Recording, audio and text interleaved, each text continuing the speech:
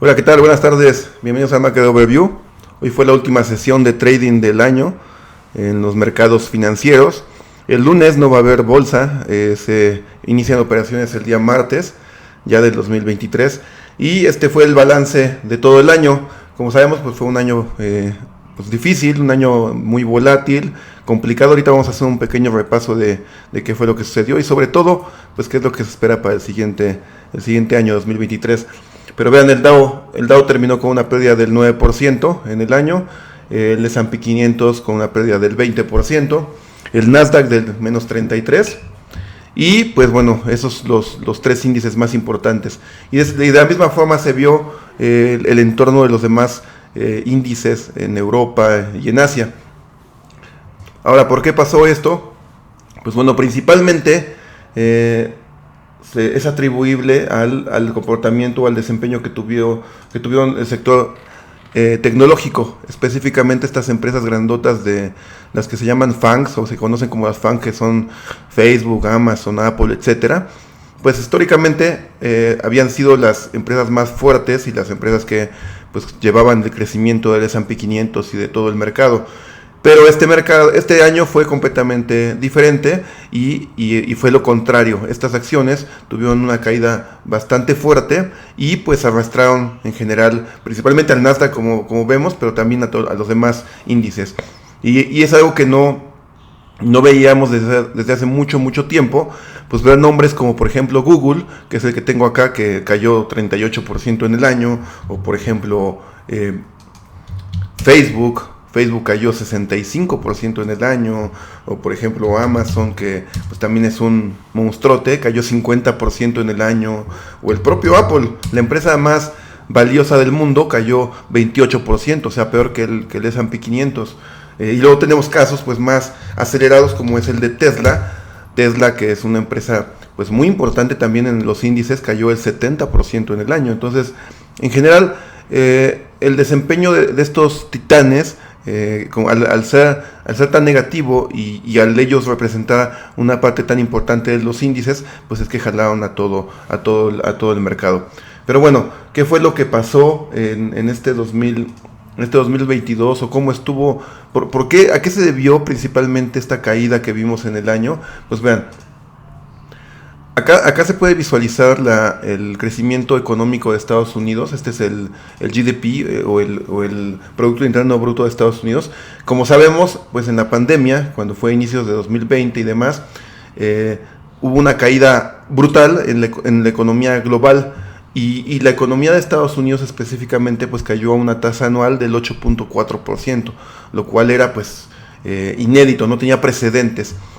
En esa ocasión, pues obviamente al cerrarse la economía y al no haber circulación de dinero, ni haber consumo, etcétera, lo que pasó con los precios, con la inflación, fue que se vinieron abajo. Vean, esta línea o esta estadística, esta gráfica es precisamente de la inflación, y vean cómo previo al 2020 la inflación en Estados Unidos pues estaba por el 2%, 2,5% en términos anuales. Cuando viene la pandemia se va básicamente a cero la inflación, o sea, se fue a cero. ¿Por qué? Porque no había consumo, como les digo. Entonces, a raíz de todo esto, las autoridades financieras y fiscales, no solamente de Estados Unidos, sino a nivel mundial, lo que hicieron fue ocupar instrumentos que ellos tienen, como son la política monetaria, que es la tasa de interés, para tratar de empujar los precios a la alza, o sea, que sí hubiera consumo. ¿Y cómo lo hicieron? Pues abaratando el dinero, abaratando el crédito, bajando la tasa de interés. Vean, este es el desempeño de la tasa de interés de Estados Unidos. Entonces, vean, antes de 2020, antes de que fuera lo de la pandemia, la tasa de interés en términos anuales estaba en el orden del 2.5, cercano al 3%, entre el 3 y el 2%, más pegado al 2% en términos anuales. Ese era el costo del dinero. Cuando viene la pandemia y la inflación se va a cero y el Producto Interno Bruto se derrumba, lo que hace la Fed es bajar la tasa de interés a cero también. Vean, un periodo desde 2020 pues hasta básicamente 2022, este año que está terminando, que la tuvo completamente en cero. Pero luego, ¿qué es lo que sucede? Pues efectivamente las acciones empiezan a surtir efecto, las acciones que toman las autoridades financieras y fiscales, y empieza a reactivarse la economía y empieza a subir la inflación nuevamente. Y vean, pero lo que sucede es que después de que vuelven a aperturar la economía, o sea, después de haber estado todo cerrado y la vuelven a aperturar de jalón, es que viene un consumo muy fuerte y por eso vimos el desabasto en muchos suministros, muchos inventarios, etcétera, porque la demanda era mayor que la oferta. Y esto que provocó que hubiera una inflación a la alza. Y vean, la inflación no solamente empezó a subir a niveles del 2%, sino que se trepó pues a niveles cercanos al 10%, que como pueden ustedes observar, para que sea pues algo también comparativamente más relevante, pues esa inflación que se vio en Estados Unidos este año fue la máxima en 40 años. O sea, esta gráfica, por ejemplo, es de los últimos 25 años y no había un precedente similar al que se vio este año. O sea, la inflación de estar en cero se trepó a niveles exorbitantes, el 9.5. Entonces, ahora, a consecuencia de una alta inflación, lo que hizo la Fed fue ahora empezar a subir nuevamente la tasa de interés. Pero como la inflación estaba muy descontrolada, tuvieron que subir pues de manera muy acelerada la tasa de interés. Y vean, de tenerla en cero por un buen tiempo, en lo que pasó la pandemia, la fueron trepando drásticamente todo este año. Vean, pasó básicamente de 0 a 4.25, 4,5% anual que está actualmente. Entonces, ¿esto qué provocó? Pues provocó precisamente que sectores como el tecnológico mostraran una desaceleración. ¿Por qué? Porque el costo del dinero se encareció demasiado y esto afecta directamente pues a estas empresas y en conjunto a la economía. De hecho, pues como pueden observar también en el Producto Interno Bruto, las últimas muestras o las últimas cifras de la economía o del crecimiento económico de Estados Unidos ya muestran una desaceleración. De hecho, pues bueno, el último dato fue de 1.9 en términos anuales. Se espera que la economía de Estados Unidos crezca en todo el año cercano al 3%. Pero ya está empezando a mostrar desaceleración. ¿Por qué? Pues porque está empezando a surtir efecto precisamente la inflación y la tasa de interés alta. Entonces, al haber un costo del dinero tan alto, la gente empieza a dejar de consumir, que eso es lo que se busca para bajar la inflación. El crédito se encarece y a las empresas les cuesta pagar más sus créditos y por lo tanto ganan menos dinero y esto provoca una desaceleración. Entonces, ¿qué es lo que se espera para el siguiente año? Para el siguiente año se espera ahora que haya una recesión, que es básicamente una desaceleración por el crecimiento económico elevado que se provocó después del rebote post-pandemia. Entonces, ¿qué es lo que vimos este año en el mercado? Fue precisamente un adelanto. El mercado, la forma en la que se comporta es que es un adelanto respecto a lo que viene para la economía. Entonces, si vimos este año un mercado financiero, un mercado bursátil tan deprimido, un Nasdaq que cayó cerca del 34% en el año, lo que nos está adelantando es lo que espera para la economía del siguiente año. Ahora, este año, en realidad, en términos económicos no fue tan malo. O sea, hubo crecimiento, como lo estamos viendo y demás, pero la bolsa se cayó. Entonces, esperaríamos justo lo opuesto para el siguiente año. Esperaríamos una economía pues con mayor desaceleración, que ya se vean estos efectos de la tasa de interés y demás, y un mercado en recuperación, un mercado bursátil en recuperación. ¿Por qué? Pues porque ya está materializándose la desaceleración económica que precisamente la bolsa empezó a adelantar justamente este año. Entonces, pues esa es la expectativa. O sea, por eso hay un dicho que dice que cuando la bolsa llora, la calle ríe, o cuando la bolsa ríe, la calle llora, porque los ciclos son completamente al revés, ¿no? La bolsa se cae primero y después la economía se cae, pero cuando la economía se cae, la bolsa empieza a subir precisamente porque empieza a descontar que en algún momento se va a recuperar la economía. Y de hecho, todos los ajustes que vimos en las grandes empresas este año, si recuerdan, pues estuvimos platicando mucho respecto a recortes de gente, despidos masivos, no solamente del sector de tecnológico, sino también bancos, industriales, de todo, empezaron a recortar mucha gente, muchos gastos. ¿Por qué? Porque las empresas ya saben que viene la desaceleración el siguiente año. Entonces, estas medidas de austeridad y de optimización de gastos y demás, y todo lo que están reflejando es precisamente lo que esperan para el siguiente año. Pero el siguiente año los resultados de la bolsa van a depender de las expectativas futuras que se tengan, ya con estos ajustes que se hayan hecho en cuanto a la optimización de gastos y demás. Entonces, por eso es que se espera, o que esperamos, que el siguiente año, aunque la economía se vea más afectada o con mayor desaceleración, el mercado empiece a descontar pues que venga una recuperación más adelante y por lo tanto tenga un mejor desempeño que este año. Ahora, ¿cuál fue el último dato que vimos similar al que vimos el día en este año precisamente con el Nasdaq, por ejemplo?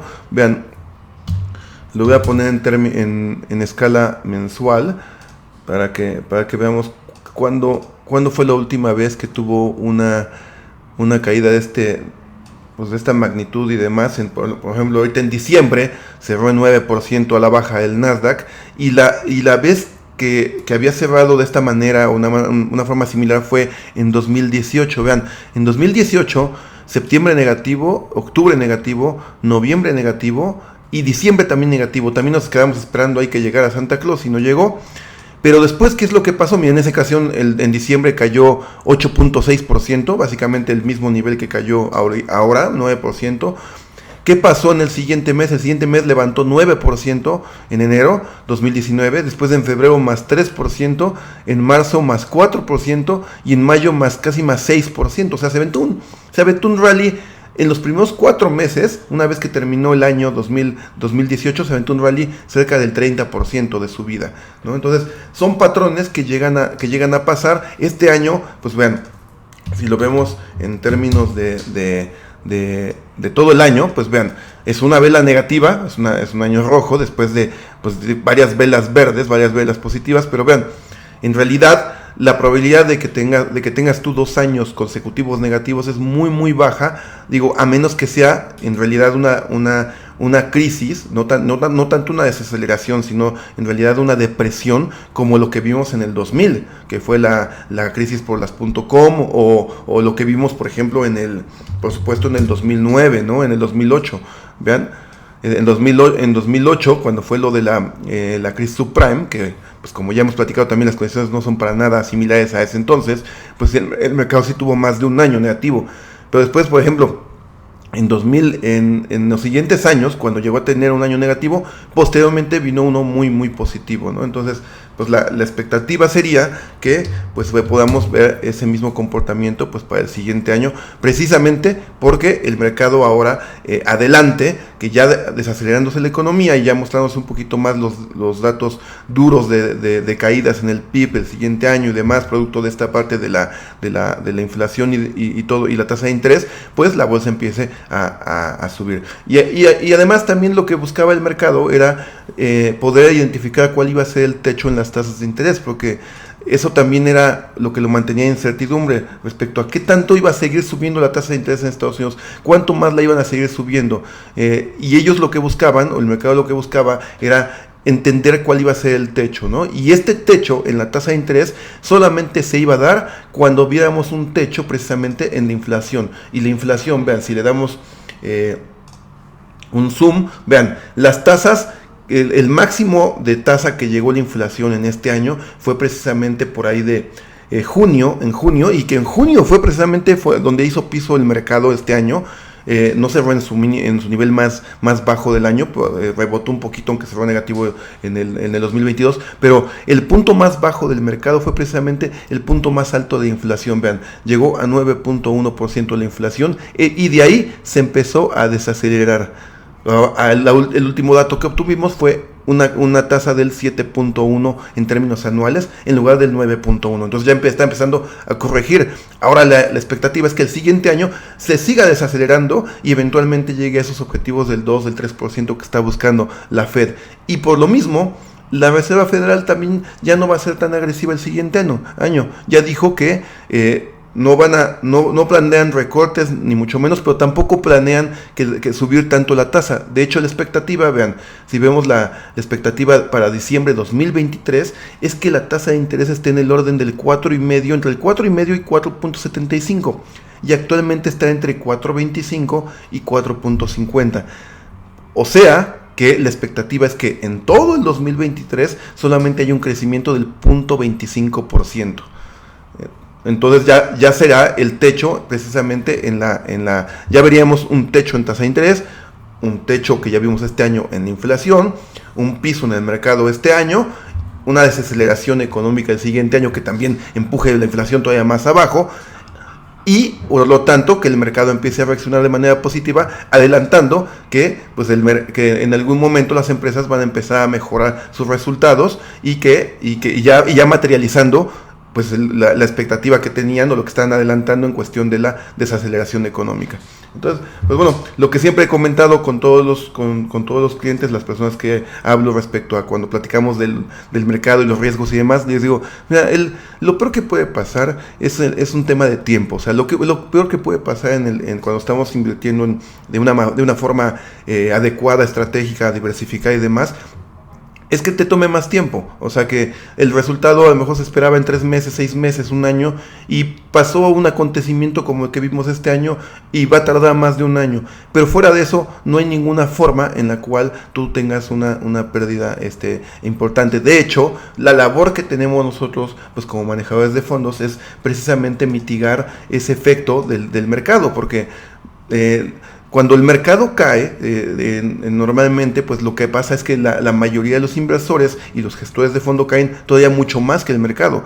O sea, la estadística es que el 90%, 95% de los gestores profesionales no le ganan al mercado. O sea, que si el mercado se cae 20%, la mayoría se cae el 30 o el 40%. Y luego el mercado se recupera y ellos ya no se recuperan. Entonces, de hecho, si nosotros observamos los dos portafolios que manejamos bajo gestión, que es el Alpha y el Growth, ambos terminaron por arriba de sus índices, de sus benchmarks. Por ejemplo, el Alpha, que sigue al Nasdaq o que está correlacionado con el Nasdaq, pues tuvo una diferencia positiva del 10%. O sea, cuando caía el Nasdaq, caía igual o menos, y cuando subía el Nasdaq, subíamos más que el Nasdaq. Y en el caso de Growth, exactamente lo mismo. La diferencia, vean, es como del 5 puntos porcentuales, y pues completamente arriba del mercado. Entonces, el mercado se va a recuperar y los portafolios se van a recuperar mucho antes que el mercado. Y la expectativa es que obviamente suban más que el mercado también. Entonces, solamente es un tema de paciencia, un tema de mantener un objetivo de mediano o largo plazo, y recordar que este tipo de coyunturas llegan a pasar, pero sobre todo es entender cuál es el motivo y cuáles serían los drivers bajo los cuales se pueda dar un rebote como lo que hemos venido platicando en este video. Y pues, en fin, este es un resumen de lo que pasó en el año y la expectativa que tenemos para el siguiente. Sin más, pues me despido de ustedes y les agradezco mucho su atención, su confianza, y les mando un abrazo y muchas felicitaciones, que venga lo mejor para este 2023. Muchas gracias.